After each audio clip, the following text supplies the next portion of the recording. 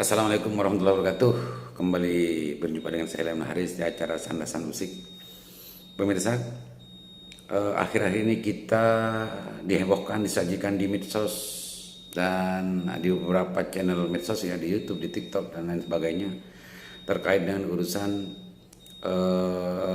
persoalan yang mempertanyakan keabsahan dzurriyyah Rasulullah. Berawal sebetulnya dari tulisan Kiai Haji Imamuddin Utsman gitu ya, yang menemukan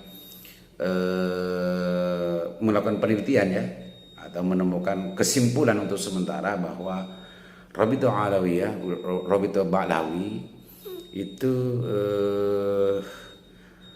ditemukan ada keterputusan sanad kenasapan gitu. Ada keterputusan nasabiyah. Dan ini menimbulkan banyak respon gitu ya dari berbagai pihak, termasuk di kalangan habaib dan juga Rabithah Alawi sendiri, bahwa ada bantahan sebetulnya yang ditulis juga oleh Habib Hanif kalau tidak salah, terkait dengan apa yang ditulis oleh Kiai Imamuddin Utsman. Tapi yang menjadi pokok persoalan sebetulnya, yang menjadi pokok penting dalam pembahasan itu, kalau tidak saya salah ya, mengikuti perkembangan perbincangan di berbagai sumber media, yaitu keturunan dari Imam Ahmad Al-Muhajir. Imam Ahmad Al-Muhajir ini punya anak, salah satunya namanya Abdullah gitu ya. Sementara Rabithah Ba'lawi itu di atasnya adalah keturunan Ubaidillah. Dan Abdullah Ubaidillah ini sebetulnya yang menjadi pokok pembahasan dari tulisan dan juga wacana yang sedang diteliti oleh oleh Kiai Imamuddin Utsman, karena dianggap tidak menemukan di semua referensi kitab salaf gitu ya, kitab-kitab sanad dan nasab, bahwa Imam Ahmad Al-Muhajir mempunyai anak yang bernama Ubaidillah, yang punya adalah Abdullah. Sementara dari pihak Ba'lawi sendiri dengan juga mempunyai referensi dari berbagai kitab gitu ya, meskipun itu ditolak oleh pihak peneliti, dalam konteks ini adalah Kiai Imamuddin Utsman, bahwa nama Abdullah itu sebetulnya orang yang sama gitu dengan Ubaidillah, karena Abdullah itu sendiri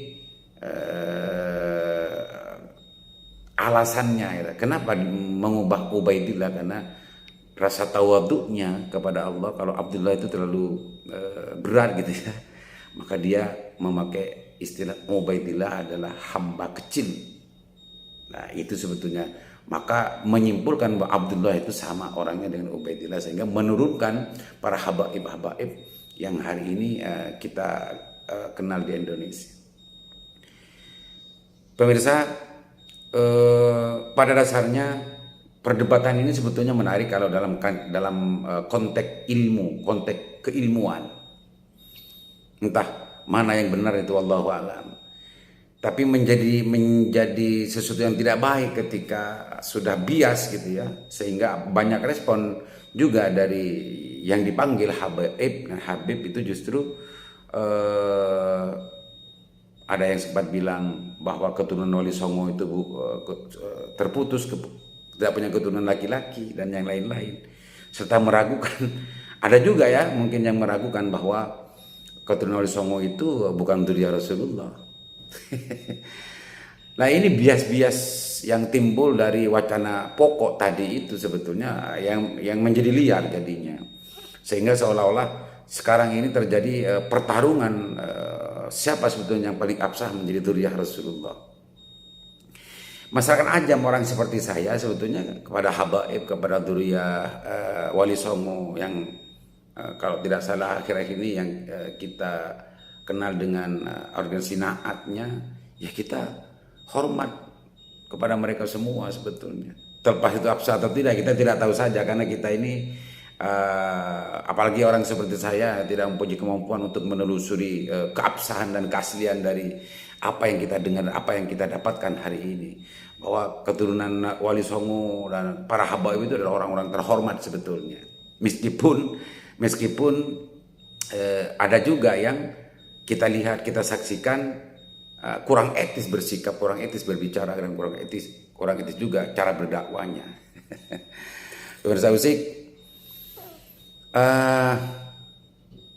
saya sebagai orang NU gitu ya, saya sebagai orang NU dan insya Allah akan terus menjadi NU baik secara akidah dan juga secara gerakan gitu ya. Maka lebih aman ketika saya itu justru hanya berlandaskan kepada inna akramakum indallahi atqakum. Jadi sebetulnya adalah orang yang betul-betul paling mulia adalah orang yang bertakwa kepada Allah, orang yang betul-betul menjadi hamba Allah. Terlepas itu adalah keturunan Nabi atau tidak dan lain sebagainya, itu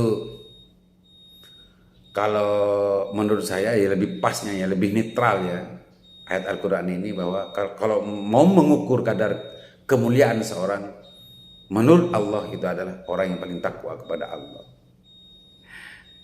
Selanjutnya ada bias-bias lagi itu, entah itu makol atau hadis atau ya nggak tahu juga, tapi alasannya sangat logis gitu ya.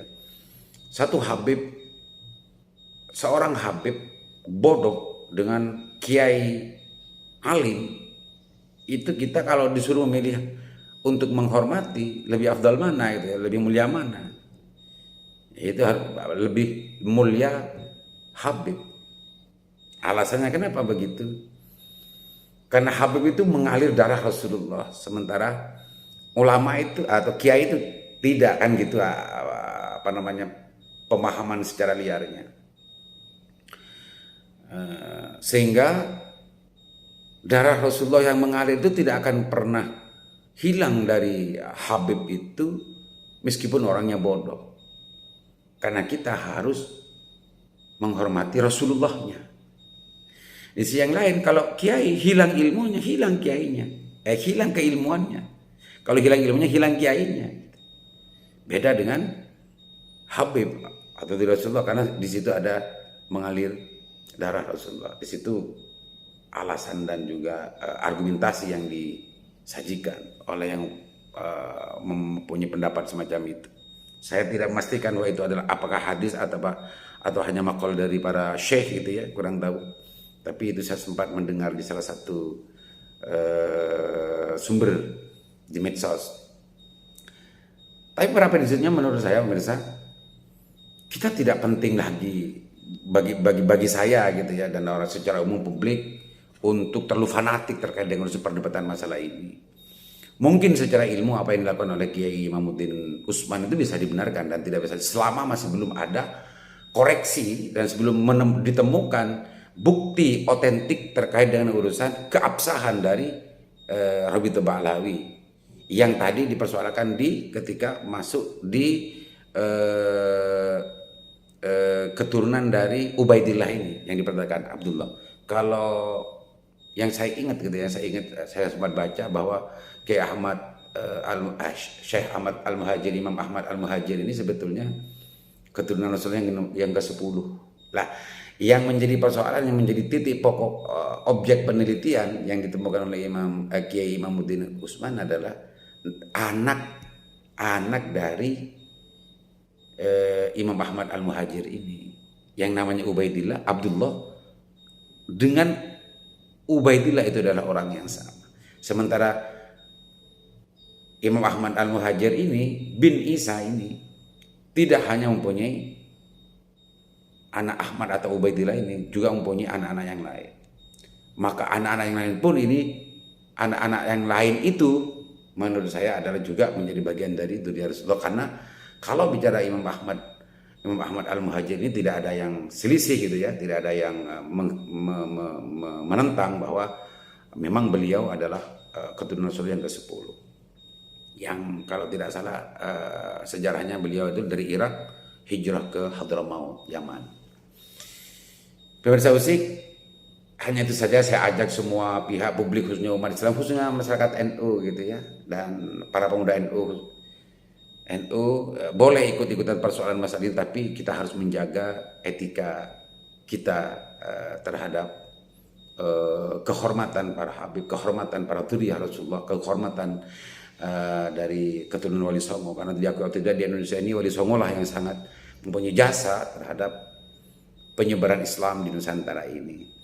Dan saya tidak setuju meskipun itu Bahar Smith ini Habib gitu ya, ketika bilang bahwa Wali Songo tidak punya keturunan laki-laki dan lain sebagainya, sebagaimana yang dibantah oleh organisasi Kesultanan di Banten dan yang lain-lain.